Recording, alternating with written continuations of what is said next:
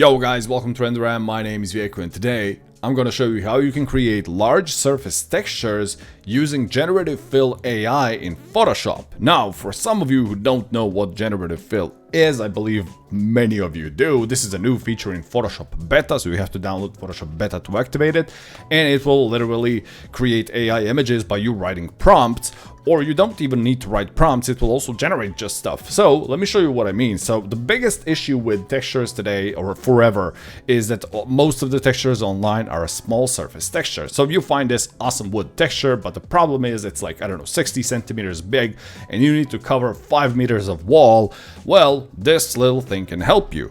But let me just clarify one thing. There are specialized companies who produce large surface textures. One of them is, for example, Texture Supply. What I'm about to show you here does not match what, a specialized company can do. Because, well, you're gonna see why.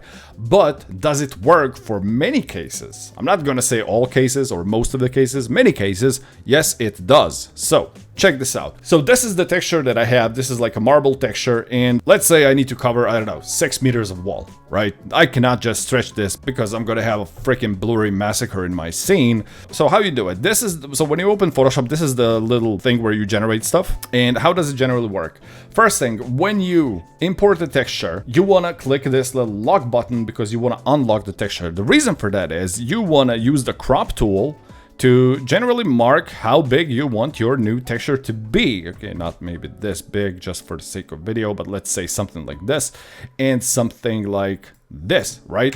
Now, how does it work? You take your rectangular marquee tool, is it called like, yeah, rectangular marquee tool. I have to be proper with these names today. And you select an inner side of the texture. So you don't want to go across the border, you want to go on the inner side of the texture. You invert the selection and you click Generative Fill here. You don't need to write any prompts because if you don't, Photoshop will just fill the gaps with what he thinks is acceptable.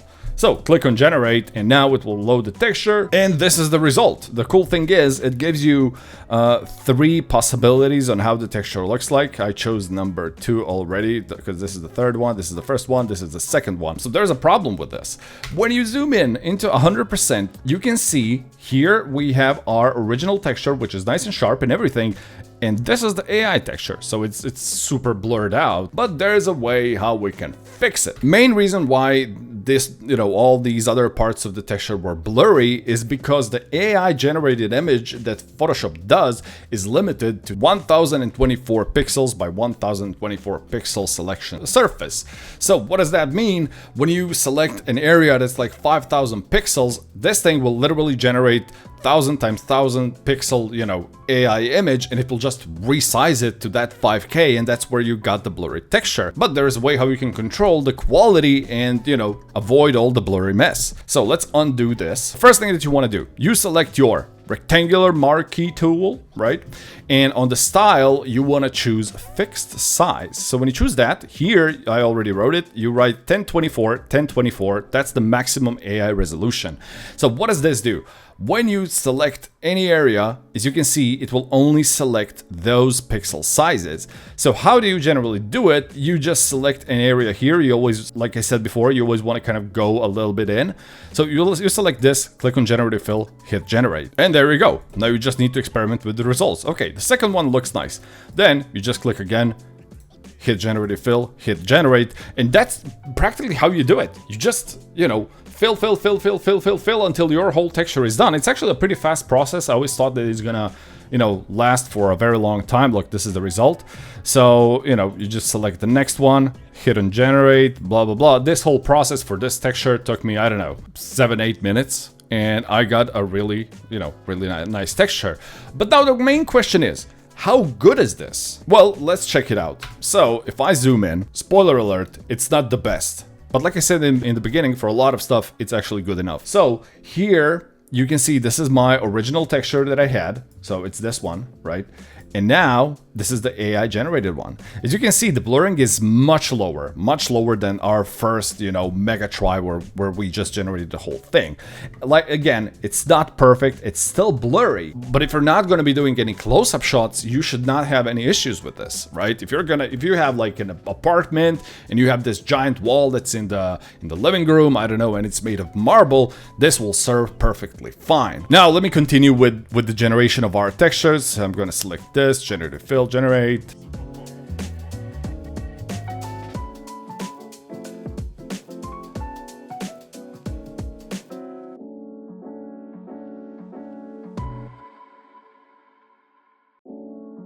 I get this.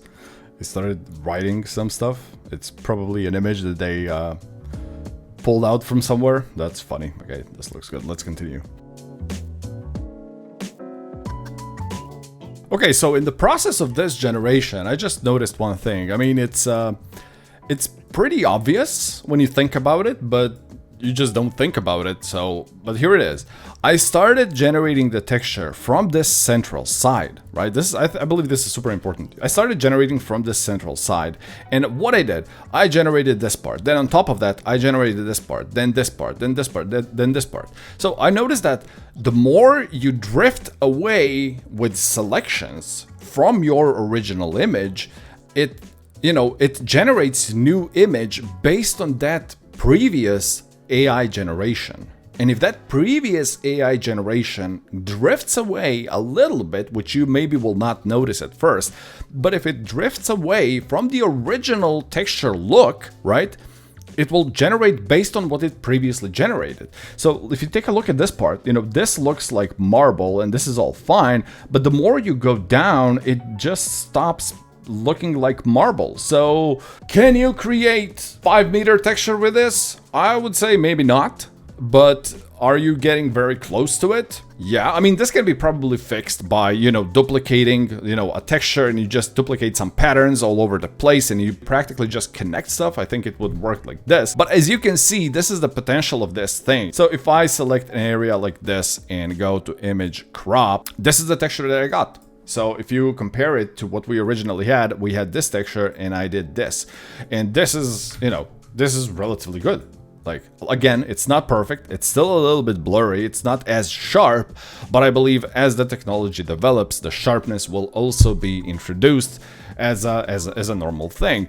But this is just a demonstration, for you to keep in mind, because there is a lot of people showing how can you use AI, what can you do with it, etc. Well, you can also create large surface textures. Again, it's not an ultimate best thing, but does it work for a lot of cases? Yeah, it does work, definitely does work. I used it in some of my projects and I had no issues with it. Nobody noticed that something was maybe off, etc.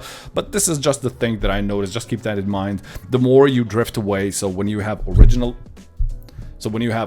image and then AI, this, this next image will be generated based on the previous AI and the base of the previous, so the design or the original texture can drift away on how it was supposed to look. So be careful of that. And yeah, that's it. And before we close the video, of course, don't forget to check Evermotion, because they released, as you can see here, ArchMaterials Vol.5 OSL maps of public interiors, and of course the quality of these is pristine. AI cannot absolutely match what these guys do. This looks amazing. And that's it for today, guys. I'm going to leave the links in the description. See you in the next video. Bye.